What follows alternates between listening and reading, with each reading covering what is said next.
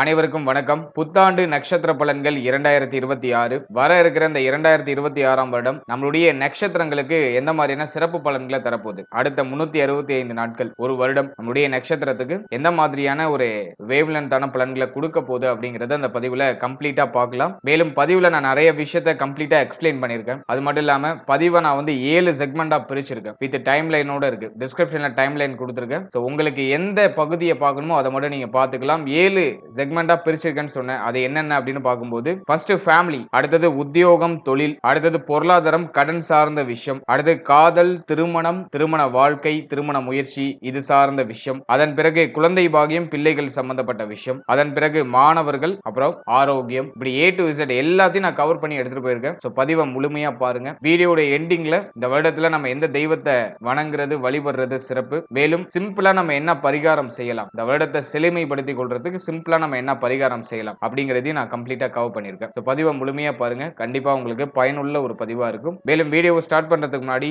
Subscribe பண்ணாதவங்களா இருக்கீங்கன்னா மறக்காம subscribe பண்ணிக்கோங்க. அப்படியே பக்கத்துல இருக்க பெல் சிம்பலை கிளிக் பண்ணிக்கோங்க. அப்பதான் நாங்க போடுற இது போல பயனுள்ள பதிவுகள் எல்லாம் உங்களுக்கு நோட்டிபிகேஷனாக கிடைக்கும். இப்போது மிதுன ராசி திருவாதிரை நட்சத்திரக்காரர்களுக்கு இந்த புத்தாண்டு 2026ஆம் வருடம் எப்படி இருக்க போகிறது அப்படிங்கறத நம்ம டீடெயிலா கிளியரா பார்க்கலாம். முதலாவது அந்த வருடத்துல பிளானட்டரி பொசிஷன்லாம் எப்படி இருக்கு, கிரகங்கள்லாம் எந்தெந்த இடங்கள்ல டிராவல் பண்ணது நமக்கு சாதகமா இருக்கா அப்படிங்கறத ஃபர்ஸ்ட் நம்ம அனலைஸ் பண்ணலாம். இந்த 2026ஆம் வருடத்தை பொறுத்த வரைக்கும் வருடத்துடைய ஆரம்பத்துல குரு நம்மளுடைய ராசி மற்றும் நம்மளுடைய நட்சத்திரத்திலே டிராவல் பண்ணுவாரு. அதுவும் வக்ரத்துல டிராவல் பண்ணுவாரு. மார்ச் 9 வரைக்கும் குரு பகவான் நம்மளுடைய ராசி மேல வக்ரத்துல டிராவல் பண்ணுவாரு. மார்ச் 9ல வக்ர நிவர்த்தி நேர்கதியில டிராவல் பண்ணுவாரு. இந்த வருடத்துல மிக முக்கியமான ஒரு பயிற்சினா அது குரு பயிற்சி தான். ஏன் அப்படி நான் சொல்றேன்னா, குரு 11 வருடம் கழித்து மீண்டும் இந்த வருடத்துல கடகத்துல வந்து உச்சமாக போறாரு. அது வந்து ஒரு மிகப்பெரிய விசேஷம். அது நம்மளுடைய ராசி நம்மளுடைய நட்சத்திரத்துக்கு இன்னும் கூடுதல் சிறப்பு. ஏன்னா குரு வந்து 7 10க்கு ஆதிபத்தியம் பெற்ற ஒரு விசேஷமான கிரகம். அவர் இயற்கை சுபர். அது மட்டும் இல்லாம நமக்கு மிக முக்கியமான இடங்களுக்கு அதிபதியாக வந்துருவார். எனவே நம்மளுடைய ராசி நம்மளுடைய நட்சத்திரத்திற்கு குரு 2ஆம் இடத்துல வந்து உச்சமாகிறது ஒரு யோகமான அமைப்பு, ஒரு உன்னதமான வளர்ச்சியை தரக்கூடிய அமைப்பு. அதனால இந்த வருடத்துல ஜூன் 1ஆம் தேதி நிகழ இருக்கிற இந்த குரு பயிற்சி நம்மளுடைய ராசி நம்மளுடைய நட்சத்திரத்திற்கு நிச்சயமாக மிகப்பெரிய முன்னேற்றத்தையும் மிகப்பெரிய ஏற்றத்தையும் கொடுக்கும். ஏன்னா நம்மளுடைய ராசி நம்மளுடைய நட்சத்திரத்துக்கு கடந்த சில வருடமாவே ஒரு ப்ராப்பரான ஒரு growth அப்படிங்கிறது இல்ல. உழைக்கிற உழைப்புக்கு ஏற்ற ஒரு அங்கீகாரம், நம்ம நினைக்கிற விஷயத்தை நினைச்ச மாதிரி செய்யறதுக்கான ஒரு வாய்ப்பு எதுவுமே பெருசா கிடைக்கல. எதுவும் பட்டுப்படாம போயிட்டு இருந்துச்சு. இந்த வருடம் அந்த அங்கீகாரம், அந்த முயற்சிக்கான வெற்றி, இவ்வளவு நாள் நம்ம கடந்து வந்த அந்த பாதைகளுடைய அனுபவம் நமக்கு இப்போ ஒரு பெரிய வளர்ச்சியை கொடுக்க காத்துக்கிட்டு இருக்கு அப்படின்னு நம்ம சிம்பிளா சொல்லிடலாம். எனவே இந்த குரு பயிற்சிக்கு பிறகு ஒரு உன்னதமான வளர்ச்சியை நம்ம நிச்சயமா எதிர்பார்க்கலாம். ஜூன் 1ஆம் தேதி குரு பயிற்சி அது ஒரு முக்கியமான பயிற்சி. ஏன்னா குரு உச்சமாகிற வருடமாக இந்த 2026ஆம் வருடம் பார்க்கப்படுது. அடுத்தது நம்முடைய ராசி மற்றும் நம்முடைய நட்சத்திரத்துக்கு 3ஆம் இடத்துல கேது. தைரிய வீரிய பராக்கிரம ஸ்தானத்துல கேது இருக்கிறது ஒரு மிகப்பெரிய வலிமை. அதுலயும் கேது வந்து சூரியனோட வீட்டுல இருக்காரு. சிம்மம் அப்படிங்கக்கூடிய சூரியனோட வீட்டுல இருக்காரு. பகை வீடாக இருந்தாலும் அங்க கேது சூரியனை போல செயல்படுவாருங்கிற ஒரு விதி வரும். அதன் அடிப்படையில 3ஆம் இடத்துல கேது இருக்கிறது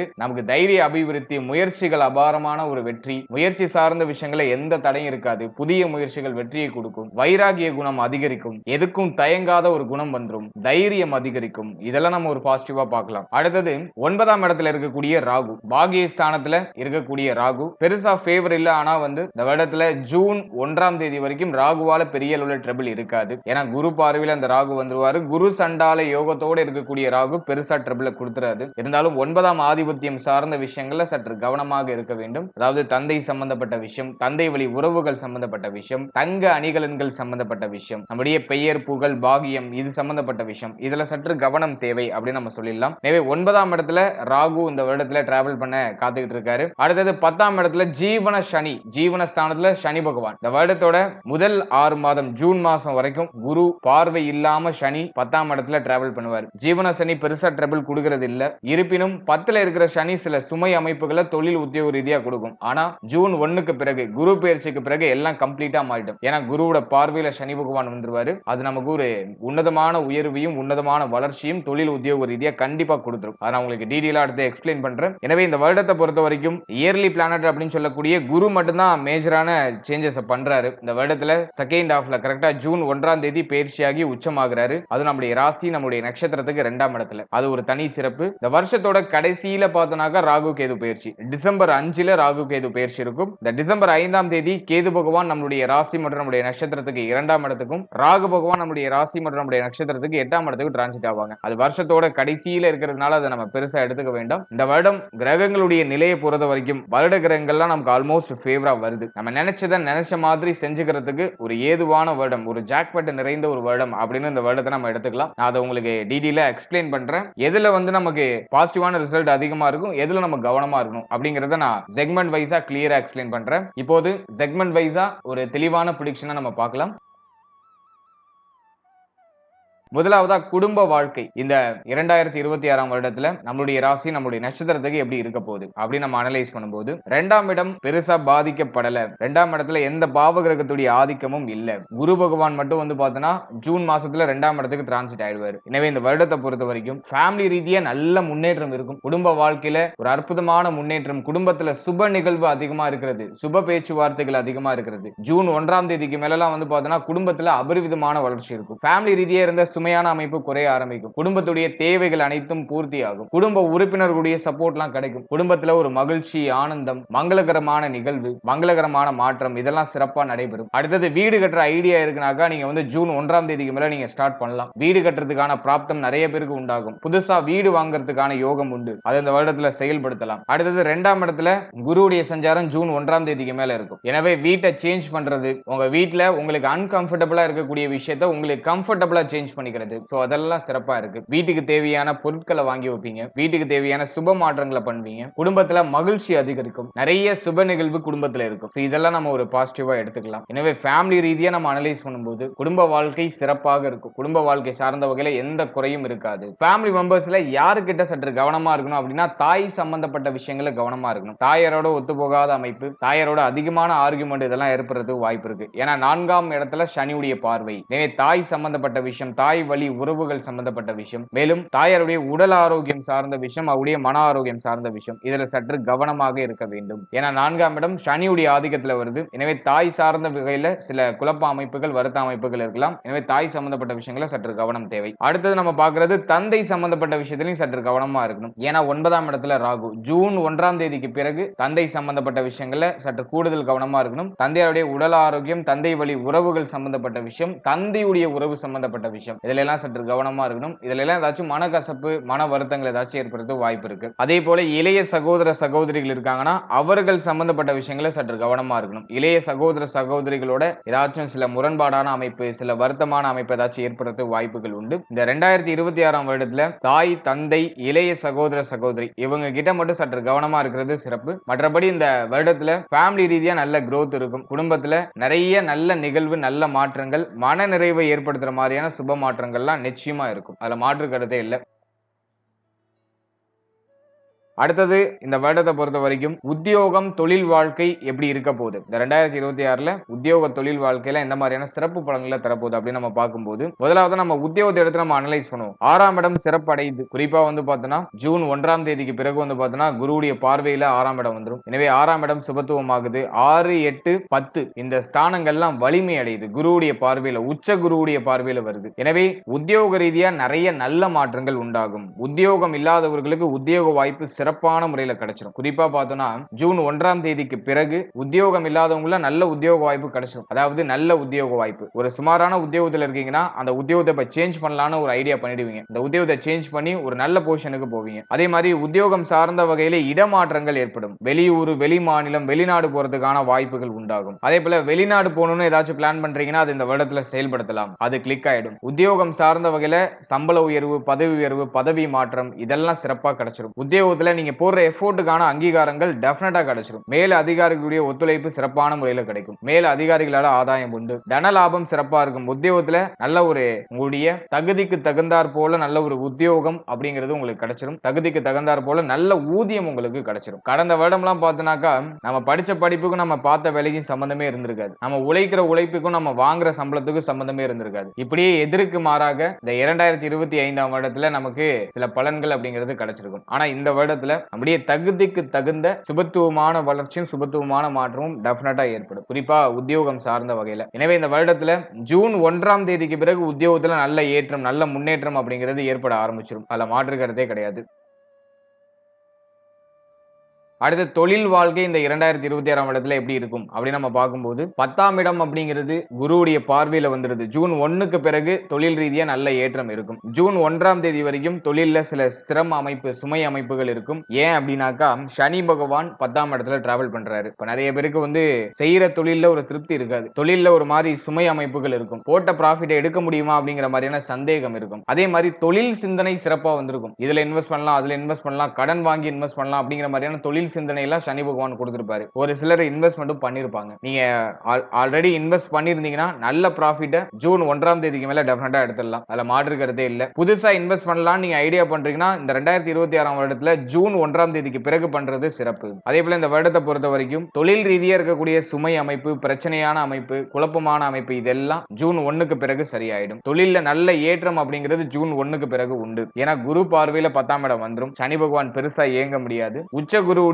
பார்வையில சனி பகவான் வரதுனால தொழில் ரீதியா நல்ல ஏற்றம், நல்ல உழைப்பீங்க, கடுமையான உழைப்பை கொடுப்பீங்க. அந்த உழைப்புக்கான அங்கீகாரம் சிறப்பா கிடைச்சிரும். கடந்த காலகட்டம் எவ்வளவு உழைச்சிருந்தாலும் ஒரு அங்கீகாரம் கிடைச்சிருக்காது. எவ்வளவு உழைச்சிருந்தாலும் அந்த தொழில்ல ஒரு growth இருந்திருக்காது. ஆனா இப்போ நல்லா உழைப்பீங்க, அதுக்கான தகுந்த ஊதியம், தகுந்த அங்கீகாரம் அப்படிங்கிறது தொழில் ரீதியா டெஃபினட்டா கிடைச்சிரும். தொழில அடுத்த கட்டத்துக்கு எடுத்துட்டு போறதுக்கான வாய்ப்பை இந்த 2026ஆம் வருடம் டெஃபினட்டா நமக்கு ஏற்படுத்தி கொடுக்கும். எனவே தொழில் சார்ந்த வகையில இன்வெஸ்ட்மெண்ட் பண்ணலாமா அப்படின்னா தாராளமா பண்ணலாம். கொஞ்சம் பொறுமையா இருங்க. ஜூன் 1க்கு பிறகு பண்றது சிறப்பு. மற்றபடி ஆல்ரெடி இன்வெஸ்ட்மெண்ட் பண்ணவங்களுக்கு இந்த நேரம் வந்து ஒரு நல்ல ப்ராஃபிட்டான டைம் பீரியடா இருக்கும். 2026ஆம் வருடம் ஜூன் 1ஆம் தேதிக்கு பிறகு உத்தியோகத்துல நல்ல அபாரமான வளர்ச்சியும் அபாரமான ப்ராஃபிட்டும் டெஃபினட்டா கிடைக்கும். அதுல மாற்று கருத்தே இல்ல. அடுத்தது பொருளாதாரம், கடன் சார்ந்த விஷயம். இதெல்லாம் இந்த 2026ஆம் வருடத்துல எப்படி இருக்க போகுது அப்படி நம்ம அனலைஸ் பண்ணும்போது முதலாவதா பொருளாதாரம் அப்படி நம்ம எடுத்து அனலைஸ் பண்ணோம்னாக்கா 2ஆம் இடத்துல குரு உச்சமாகிற வருடம். எனவே தனம் ரீதியா பெருசா தடுமாற்றங்கள் இருக்காது. தேவைகள் அனைத்தும் பூர்த்தி ஆகிறதுக்கு தேவையான பொருளாதாரம் நமக்கு கிடைச்சிடும். 2ஆம் இடத்துல குரு உச்சமாகிறதுனால பெரிய பணம் எப்பயோ நம்ம இன்வெஸ்ட் பண்ணி வச்சிருந்தது இப்போ நமக்கு உதவுற மாதிரியான ஒரு அமைப்புக்கு வரும். பொருளாதார ரீதியா நல்ல ஏற்றம் நிறைந்த ஒரு வருடமா இருக்கும். பணத்தை தேடிய ஒரு பயணம் டெஃபினட்டா இருக்கும். கொஞ்சம் மைண்ட் கொஞ்சம் வந்து பெரிய அளவுல திங்க் பண்ண ஆரம்பிக்கும். பணம் சார்ந்த சிந்தனை அதிகமா இருக்கும். பொருளாதாரத்தை அதிகமா கெயின் பண்ணுவீங்க. அதுக்கு இந்த வருடம் வந்து ஒரு ஃபேவரான ஒரு வருடமா இருக்கு. அதே மாதிரி இந்த வருடத்தை பொறுத்த வரைக்கும் பயணத்தால ஆதாயம் உண்டு. வெளிநாடு, வெளிமாநிலம் போய் அதிகமா சம்பாதிக்கிறதுக்கான வாய்ப்புகள் உண்டு. வெளிநாட்டின் மூலமாக உங்களுக்கு பொருளாதார வரவு அப்படிங்கிறது இருக்கும். வெளிநாட்டுல ஏதோ ஒரு வகையில வெளிநாட்டு தொடர்பு மூலமாக ஒரு பொருளாதார வரவு வரதுக்கான வாய்ப்பு அதிகபட்சமா உண்டு. அடுத்தது நம்ம பார்க்கிறது பொருளாதாரத்துல எதுவும் பெருசா சிரம அமைப்பு இருக்கா அப்படின்னா அது எதுவும் இல்ல. தேவைகள் அனைத்தும் பூர்த்தியாகும். பொருளாதார ரீதியா ஒரு அற்புதமான ஏற்றம் இந்த 2026ஆம் வருடத்துல நம்முடைய ராசி, நம்முடைய நட்சத்திரத்துக்கு உண்டு. போன வருடம் மாதிரி இந்த வருடம் அந்த அளவுக்கு டஃபா இருக்காது. இந்த வருடத்துல குரு பலம் நமக்கு சிறப்பா இருக்கு. எனவே நமக்கு தேவையான நம்முடைய எண்ணங்களை நிறைவேற்றிக் கொள்றதுக்கு தேவையான பொருளாதாரம் அனைத்தும் சிறப்பான முறையில கிடைச்சிடும். அடுத்து கடன் சார்ந்த விஷயங்களை பொறுத்த வரைக்கும் 6ஆம் இடத்துல குரு பார்வை அப்படிங்கிறது பதியுது. சுபவிரய கடன்கள் அப்படிங்கிறது கடந்த காலகட்டங்களில் ஏற்பட்டிருக்கலாம். இந்த வருடத்துல 2026ஆம் வருடத்துல ஜூன் 1ஆம் தேதிக்கு பிறகு ஏதாச்சும் சுப மாற்றத்துக்காக கடன் வாங்குறதுக்கான வாய்ப்பு வரும். ஒரு சிலர் வந்து வீடு கட்ட ஸ்டார்ட் பண்ணுவாங்க, வீடு வாங்குறதுக்கு பிளான் பண்ணுவாங்க, அல்லது வீட்ல ஏதாச்சும் சுப நிகழ்வு பண்ணுவாங்க. அதுக்கு ஏதாச்சும் சுப விரைய கடன் வாங்க வேண்டிய சூழ்நிலை வரலாம். ஆனா அதை திரும்ப கட்டுறதுக்கான வாய்ப்பு சிறப்பான முறையில உண்டு. கடன் வாங்கினாலும் அதை திரும்ப கட்டிடுவீங்க. அதுல எந்த பிரச்சனையும் இல்ல. கடன் உண்டு. பழைய கடன் இருக்குன்னா அந்த கடனை கட்டி முடிச்சு புது கடன் வாங்குவீங்க. ஆனா அது சுப மாற்றத்துக்கான கடனா இருக்கும். எதுவும் தண்ட விரைய செலவா போகாது, சுப விரைய செலவாக போகும். எனவே கடன் சார்ந்த விஷயங்களை பொறுத்த வரைக்கும் பழைய கடனுக்கு ஃபுல் ஸ்டாப், புது கடன் உருவாகிறதுக்கான வாய்ப்பு உண்டு. அந்த புது கடன் சுப வளர்ச்சிக்கான சுப மாற்றத்துக்கான கடனாக இருக்கும். அடுத்தது காதல், திருமணம், திருமண வாழ்க்கை. இதெல்லாம் நம்ம அனலைஸ் பண்ணும்போது காதல் வாழ்க்கையை பொறுத்த வரைக்கும் பெருசா எதுவும் ட்ரபிளா இல்ல. 5ஆம் இடத்துல குரு பார்வை இருக்கு. முதல் 6 மாதம் வந்து 5ஆம் இடத்துல குரு பார்வை. அதன் பிறகு பார்த்தோம்னா 5ஆம் இடம் பெருசா பாதிக்கப்படல. எனவே காதல் வாழ்க்கையை பொறுத்த வரைக்கும் சுபத்துவமான வளர்ச்சி உண்டு. காதல் வாழ்க்கையில ஒரு நல்ல ஒரு முன்னேற்றம், நல்ல ஒரு ஏற்றம் உண்டு. பார்ட்னருடைய சப்போர்ட் பரிபூர்ணமா கிடைக்கும். காதல் உறவை திருமண உறவா கன்வெர்ட் பண்ணலாமா அப்படின்னா 7ஆம் இடத்துல சனி பார்வை இருக்கு. எனவே காதல் உறவை திருமண உறவா கன்வெர்ட் பண்றதுல சில குழப்ப அமைப்புகள், சில சிக்கலான அமைப்புகள்லாம் இருக்கும். ஆனா அந்த தடைகள் எல்லாம் தாண்டி சில குழப்பத்திற்கு பிறகு சுப செய்தி நிச்சயமா கிடைக்கும். எனவே காதல் வாழ்க்கையை பொறுத்த வரைக்கும் இந்த வருடம் பெருசா பாதிக்கல. காதல் வாழ்க்கை சுபத்துவமா இருக்கு. நிறைய பேருக்கு புதிய காதல் மலர்றதுக்கான வாய்ப்புகள் உண்டு. அல்லது அந்த காதல் உறவை திருமண உறவா கன்வெர்ட் பண்றது கொஞ்சம் போராடக்கூடிய சூழ்நிலை உருவாகும். ஆனா அந்த போராட்டம் வந்து வெற்றி அடையும் அப்படிங்கிறது என்னுடைய கருத்து.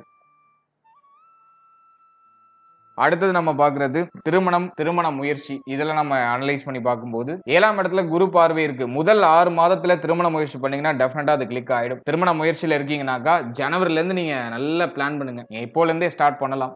திருமண முயற்சிகள் முதல் 6 மாதம் ஜூன் 1ஆம் தேதிக்குள்ள ஒரு குட் நியூஸை கொண்டு வந்து சேர்க்கும். ஜூன் 1க்கு பிறகு குடும்பத்துல மங்களகரமான விசேஷம் நடக்கும் நான் சொல்லியிருந்த ஆரம்பத்திலேயே. எனவே நீங்க இப்போவே ஜனவரிலேயே நீங்க ஸ்டார்ட் பண்ணீங்கன்னா ஜூன் 1க்குள்ள சுப செய்தி கிடைக்கும். ஜூன் 1க்கு பிறகு திருமணம் ஆயிடும். எனவே திருமண முயற்சிகள் வெற்றியை கொடுத்துரும். திருமணம் சார்ந்த வகையில நிறைய பேருக்கு நிச்சயதார்த்தமாகிறது, சுப மாற்றம் ஏற்படுறது, சுப விரைய கடன்கள் உருவாகிறது. ஏதாச்சும் ஒரு மங்களகரமான மாற்றம் உண்டு. அதுல மாற்று கருத்தே கிடையாது. எனவே திருமண முயற்சியில் இருக்கிறவங்களுக்கு நல்ல செய்தி மிக விரைவா கிடைச்சிரும். அடுத்தது திருமண வாழ்க்கை அப்படின்னு நம்ம அனலைஸ் பண்ணி பார்க்கும்போது சனியுடைய பார்வை 7ஆம் இடத்துல இருக்கு. முதல் 6 மாதம் பெருசா ட்ரபிள் இல்ல. வாழ்க்கை துணை சார்ந்த வகையில பெரிய அளவிலான பிரச்சனையோ குழப்பங்களோ இல்ல. முதல் 6 மாதம் அப்படியே ஸ்மூத்தா நகர்ந்துரும். அதே மாதிரி இந்த நேரத்துல சில ஏக்க அமைப்புகளை அந்த சனி பார்வை கொடுக்கும். ஒரு சிலர் வாழ்க்கை துணை விட்டு பிரிஞ்சிருப்பாங்க. தொழில் ரீதியாக உத்தியோக ரீதியாகவோ வெளிநாடு வெளிமாநிலம் போயிருப்பாங்க, அல்லது சொந்த உறவு விட்டு வெளியேறி இருப்பாங்க, வாழ்க்கை துணை பிரிஞ்சிருப்பாங்க. சோ இதுல ஒரு சில ஏக்க அமைப்புகளை கொடுக்கும். ஆனால் குருவுடைய பார்வை 7ஆம் இடத்துல இருக்கிறதுனால அது பெருசா பாதிப்பை கொடுக்காது. ஒண்ணு பிரிச்சு வைக்கும், அல்லது ஒன்னாவே இருந்தாலும் சில வாக்குவாதங்களை கொடுத்து அதுவே சரி பண்ணி விட்டுரும். இப்படிதான் நகர்த்திட்டு போகும். ஆனா குரு பெயர்ச்சிக்கு பிறகு வாழ்க்கை துணை சார்ந்த விஷயங்களை கவனமா இருக்கணும். ஜூன் 1ஆம் தேதிக்கு பிறகு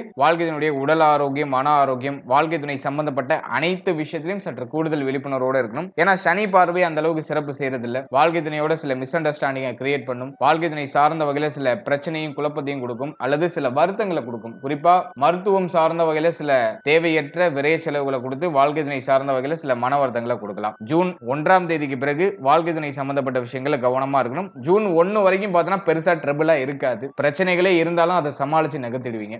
திருமண வாழ்க்கையில சற்று கவனம் தேவை. அடுத்தது குழந்தை பாக்கியம், பிள்ளைகள் சம்பந்தப்பட்ட விஷயம். இதெல்லாம் நம்ம அனலைஸ் பண்ணி பார்க்கும்போது முதலாவதா குழந்தை பாக்கியத்தை நம்ம அனலைஸ் பண்ணோம்னாக்கா 5ஆம் பாவகம் சிறப்பா இருக்கு. குழந்தை பாக்கியம் இல்லாதவங்களுக்கு குழந்தை பாக்கியத்துல சுப செய்தி கிடைச்சிரும். முதல் 6 மாதத்துல நீங்க அந்த சுப செய்தியை எதிர்பார்க்கலாம். 12ஆம் பாவகம் ஆக்டிவ்ல இருக்கிறதுனால ஒரு சிலருக்கு மருத்துவ செலவுகளோட மருத்துவ பரிசோதனைக்கு பிறகு சுப செய்தி கிடைக்கும். எது எப்படியோ இந்த வருடத்துல குழந்தை பாக்கியத்துல நல்ல செய்தி உண்டு. நல்ல குழந்தை பாக்கியத்தை முயற்சி பண்றீங்கன்னா தாராளமா அந்த முயற்சிகளை நீங்க நம்பிக்கையோட செய்யலாம். சுப செய்தி கண்டிப்பா கிடைச்சிரும். முதல் குழந்தைக்கு ட்ரை பண்றீங்க, அதுல சுப செய்தி மிக விரைவா கிடைக்கும். நீங்க செகண்ட் பேபிக்கு ஏதாச்சும் நீங்க பிளான் பண்றீங்க, 2வது குழந்தைக்கு முயற்சி பண்ணிட்டு இருக்கீங்க அப்படின்னாக்கா அதுல சில தடை அமைப்புகள் இருக்கும். ஏன்னா ராகு 9ல அமர்ந்திருக்காரு. அதே மாதிரி சனி பகவானுடைய பார்வை அப்படிங்கிறது நம்மளுடைய ராசி, நம்மளுடைய நட்சத்திரத்துக்கு 7ஆம் இடத்துல இருக்கு. எனவே செகண்ட் பேபிக்கு நீங்க ட்ரை பண்றீங்கன்னா அதுல சில தடை அமைப்பு, தாமத அமைப்பு இருக்கும். ஆனா சுப செய்தி கிடைக்கும். சில குழப்பங்களுக்கு பிறகு, சில தடைகளுக்கு பிறகு சுப செய்தி கிடைச்சிடும். எனவே குழந்தை பாக்கியம் சுபத்துவமா இருக்கு. குழந்தை பாக்கியத்தை முயற்சி பண்ணலாம். நல்ல செய்தி மிக விரைவாகவே கிடைக்கும்.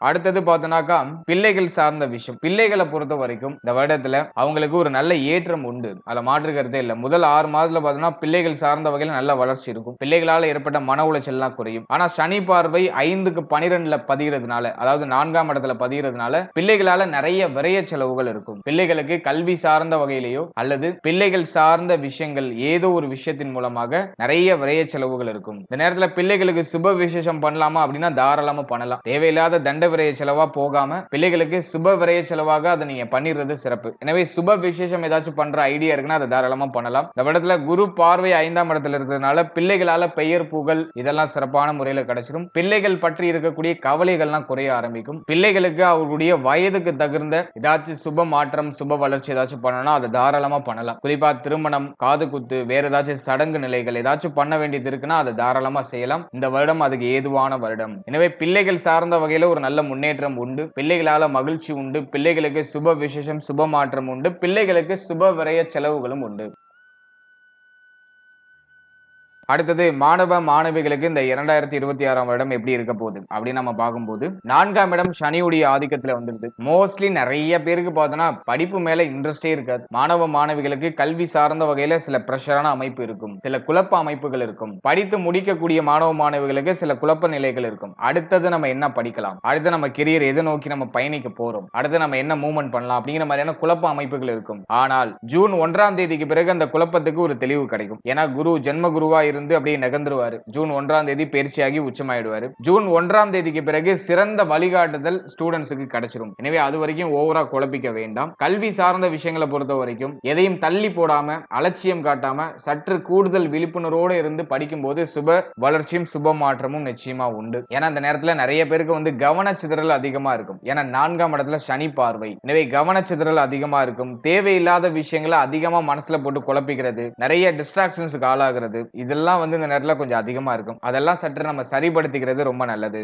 படிப்புல கொஞ்சம் இன்ட்ரெஸ்ட் குறையும், ஆர்வம் குறையும். எனவே படிப்புல உங்களுடைய ஆர்வத்தை இன்னும் நல்லா மிருகேத்திக்கிறது நல்லது. சனி பார்வை நாள்ல இருக்கும்போது கல்வி சார்ந்த வகையில சில சுமை அமைப்புகளை காமிக்கும். நிறைய இருக்கு படிக்கிறதுக்கு, அப்படியே யோசிச்சாலே அப்படியே மலைச்சு போற மாதிரி இருக்கும். அதனால ஸ்டூடெண்ட்ஸ் வந்து இந்த நேரத்துல எதையும் நினைச்சு பெருசா கவலைப்படாம, ரொம்ப ஓவரா திங்க் பண்ணாம, கல்வி சார்ந்த விஷயங்கள்ல சற்று கவனம் செலுத்தினாலே உங்களுக்கு ஒரு நல்ல வெற்றி, நீங்க உழைக்கிற உழைப்புக்கான உங்களுடைய முயற்சிக்கான ஒரு அங்கீகாரம் டெஃபினட்டா கிடைச்சிரும். ஏன்னா முயற்சி ஸ்தானத்துல கேது இருக்காரு. முயற்சி சிறப்பா இருக்கும். நீங்க எடுக்கிற முயற்சி வெற்றி அடையும். ஆனா அலட்சியம் இல்லாம இருக்கணும். சனி பார்வை மட்டும் என்ன பண்ணுனா எல்லாத்துலயும் அலட்சியத்தை காமிக்கும். பாத்துக்கலாம், இது அப்புறம் பாத்துக்கலாம் அப்படிங்கிற மாதிரியான சோம்பேறித்தனத்தை கொடுக்கும். அந்த அலட்சியத்தை மட்டும் குறைச்சிட்டு சற்று கூடுதல் விழிப்புணர்வோடு இருந்து செயல்படும் போது கல்வி சார்ந்த வகையில நல்ல முன்னேற்றம் அப்படிங்கிறது டெஃபினட்டா ஏற்படும். எனவே கல்வியை பொறுத்த வரைக்கும் இந்த நேரத்துல நிறைய செலவு இருக்கும். படிப்புக்காக நிறைய செலவு செய்ய வேண்டிய சூழ்நிலைகள் உண்டாகும். நிறைய பேர் வந்து சொந்த ஊர்ல இருக்க முடியாது. சொந்த ஊரை விட்டு வெளியூருக்கு போவாங்க. படிப்புக்காக வெளியூர், வெளி மாநிலம், வெளிநாடு போறதுக்கான வாய்ப்புகள் உண்டாகும். ஃபேமிலியை விட்டு பிரிஞ்சு போவாங்க.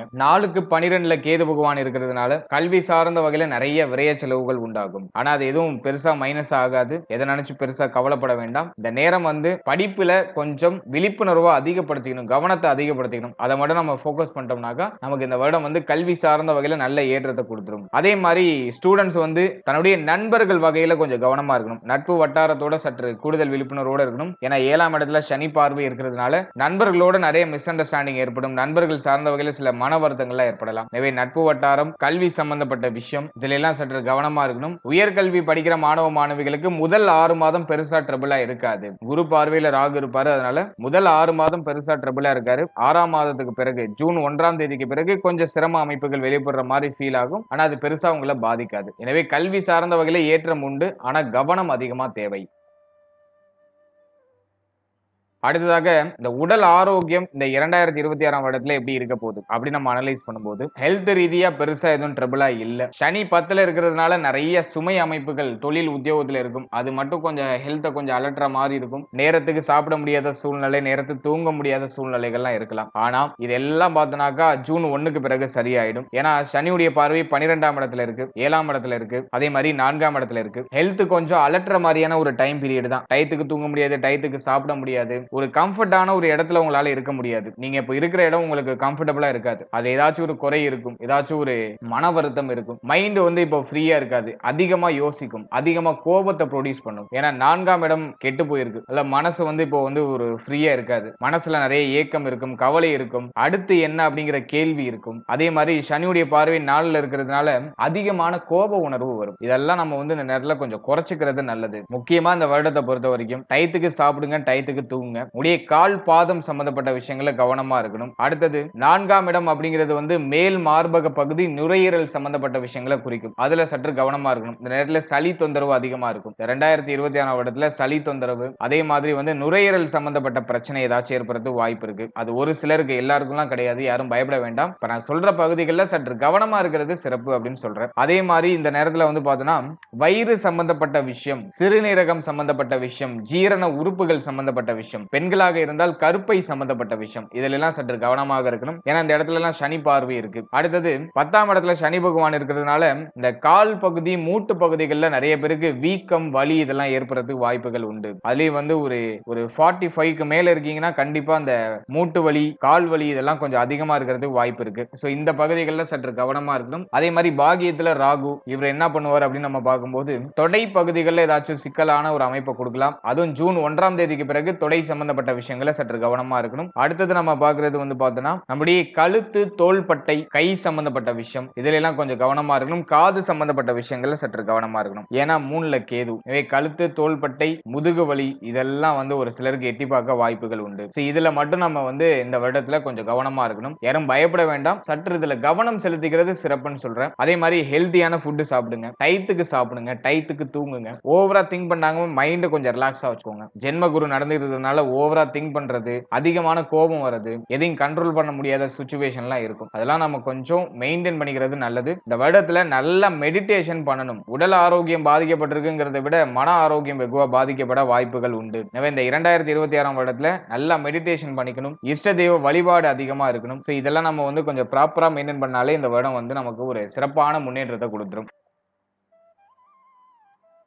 ஃபைனலா பரிகாரம் ஏதாச்சும் செஞ்சா சிறப்பா இருக்குமா அப்படின்னு நம்ம பார்க்கும்போது, பரிகாரம் அப்படின்னு நம்ம எடுத்துட்டோம்னாக்கா இந்த வருடத்துல தெய்வ வழிபாடு அப்படின்னு நம்ம பார்க்கும்போது, குரு பெயர்ச்சியின் போது ஆலங்குடி குருஸ்தலம் போயிட்டு வர்றது சிறப்பு. அதே மாதிரி திருச்செந்தூர் போயிட்டு வரதுக்கு வாய்ப்பு இருந்தா அது ஒரு வாட்டி போயிட்டு வந்துருங்க. திருச்செந்தூர் முருகன் ஸ்தலத்தை போயிட்டு ஒரு வாட்டி விசிட் பண்ணிட்டு வர்றது நல்லது. இந்த வருஷ பிறப்பின் போது வந்து பார்த்தோன்னா உங்களுடைய குலதெய்வத்தை நீங்க நல்லா மனதார பிரார்த்தனை பண்ணி இந்த வருடத்தை ஸ்டார்ட் பண்ணுங்க. 5ஆம் இடம் வலிமை அடையுது. குலதெய்வத்தோட அருள் கிடைக்கும். குலதெய்வ வழிபாட மேற்கொள்ளுங்க. குலதெய்வத்தை போயிட்டு இந்த வருடத்துல ஜனவரியில போயிட்டு ஒரு வாட்டி பார்த்துட்டு வந்துருங்க. முடிய குலதெய்வம் அப்புறம் திருச்செந்தூர் போயிட்டு வருது சிறப்பு. முருக வழிபாடு இந்த வருடத்துல உங்களுக்கு கூடுதல் வலிமையை கொடுக்கும். அதே போல இந்த வருடத்துல கும்பகோணம் அருகில் இருக்கக்கூடிய சூரியனார் கோவிலுக்கு போயிட்டு வர முடிஞ்சா ஒரு வாட்டி போயிட்டு வாங்க. ஏன்னா கேது 3ல இருக்காரு, சிம்ம வீட்டுல இருக்காரு. எனவே சூரிய வழிபாடும் இந்த வருடத்துல உங்களுக்கு ஒரு நல்ல ஏற்றத்தை கொடுக்கும். எனவே சூரியனுடைய ஸ்தலமான கும்பகோணம் அருகில் இருக்கக்கூடிய சூரியனார் கோவிலுக்கு போயிட்டு வரலாம். எனவே தெய்வ வழிபாடுன்னு எடுத்துக்கும் போது நான் ஒரு 3-4 தெய்வங்களை நான் ரெஃபர் பண்ணியிருக்கேன். ஒன்னு உடைய குலதெய்வம், ரெண்டாவது